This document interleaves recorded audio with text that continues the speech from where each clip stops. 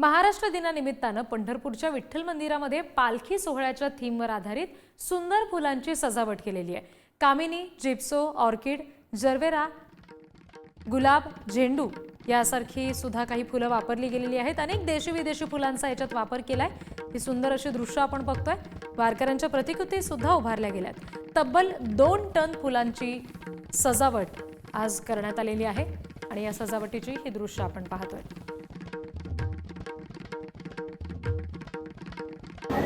आज महाराष्ट्र दिन संपूर्ण राज्यामध्ये साजरा केला जातो। आपण एकंदरीत बघितलं त्याच पद्धतीने आज विठ्ठल रुक्मिणी मंदिर समितीमध्ये सुद्धा महाराष्ट्र दिन साजरा केला जातो। आपण एकंदरीत पाहिलं तर आषाढी वारी ही आता 1.5 महिन्यावर येऊन ठेपलेली असून आकर्षक अशा फुलांनी महाराष्ट्र दिनानिमित्त सजवण्यात आलेलं आहे। आपण बघितलं तर मूळ जे थीम वापरण्यात गेलेली आहे की वारी जवळ आल्यामुळं पालखी सोहळ्याचं जे रूप या ठिकाणी दाखवण्यात आलेलं आहे।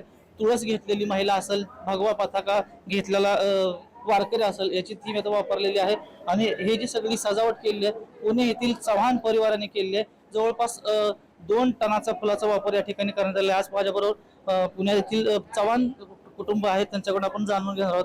काय सांगाल की आज काय थीम वापरलेली आहे? रामकृष्ण हरी। आज महाराष्ट्र दिनानिमित्त महाराष्ट्राचा श्वास म्हणजे वारकरी म्हणून महाराष्ट्र दिनानिमित्त आपण वारकऱ्याची थीम घेऊन ही सजावट केलेली आणि पालखीची पण थीम घेतली।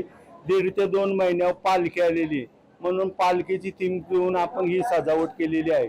जवळजवळ 1.5 ते 2 टनाचा फुलांचा वापर करून 10 ते 12 विविध फुलांचा देशी विदेशी फुलांचा वापर करून आपण ही सजावट केलेली आहे।